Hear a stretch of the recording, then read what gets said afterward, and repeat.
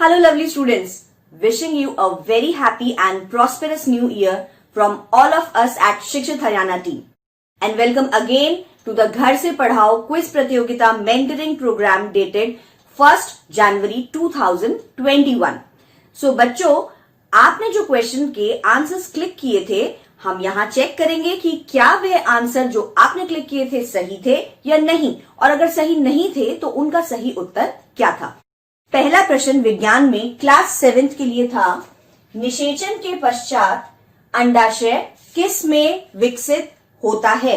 In what will ovary develop after fertilisation.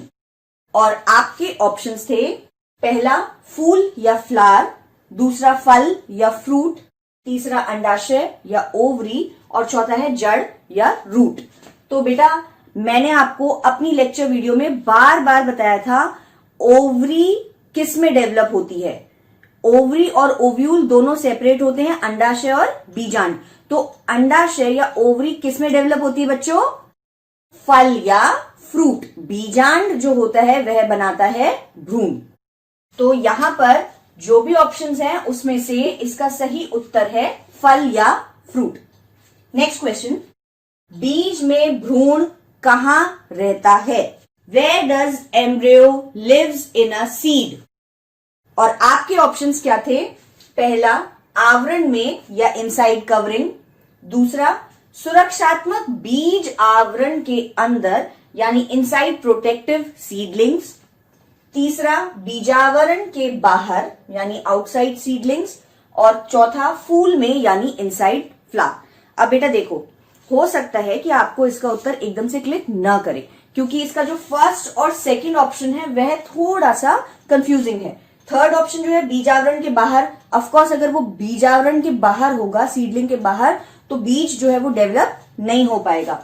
फूल में ही तो सब कुछ, वो सारे पार्ट्स थे, पुंकेसर स्त्रीकेसर, तो ये दोनों ऑप्शंस तो इसके सरासर ही गलत है। अब आप कंफ्यूज हो सकते हो इनसाइड कवरिंग या इनसाइड प्रोटेक्टिव सीडलिंग्स, मतलब पहला और दूसरा ऑप्शन। तो ध्यान दीजिए, इसके अंदर आपको स्पेसिफिकली बताया हुआ है कि किसके अंदर, बीज आवरण के अंदर, और इसमें आपको नहीं बताया हुआ है। दूसरी बात, सुरक्षात्मक कोटिंग भी होती है, सीड कोट होता है, उसी के अंदर तो बीज जो है वो डेवलप हो जाता है।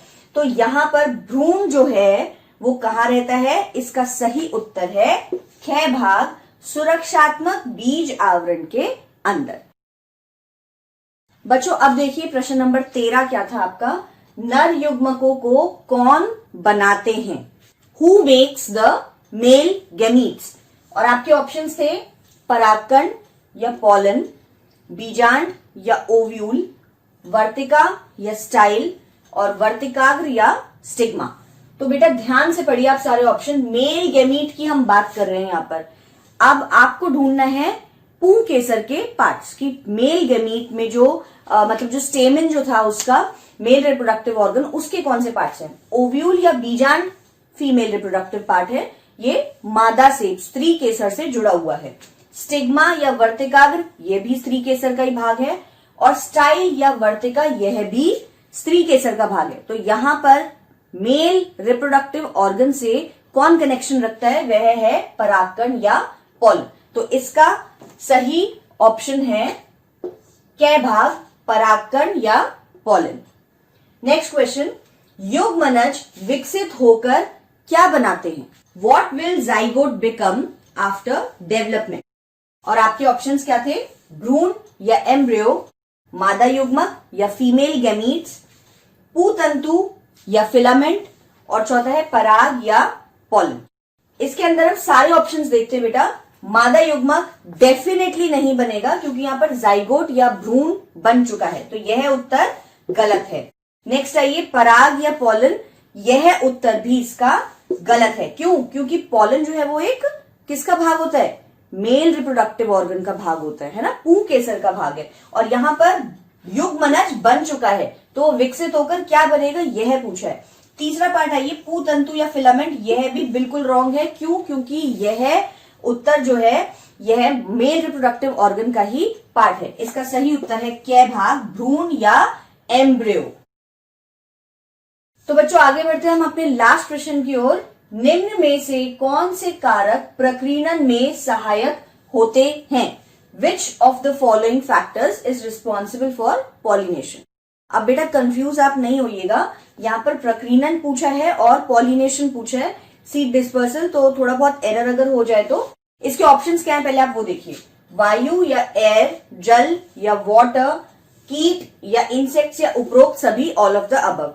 तो आपको याद होगा लेक्चर वीडियो में हमने डिस्कस किया था पॉलिनेशन के अंदर या परागण के अंदर सभी फैक्टर्स जो हैं वो कंट्रीब्यूट करते हैं पॉलिनेशन के लिए, है ना। पॉलिनेटिंग एजेंट्स की हमने बात की थी, पॉलिनेटर्स की हमने बात की थी। तो कौन कौन से पॉलिनेटिंग एजेंट्स होते हैं?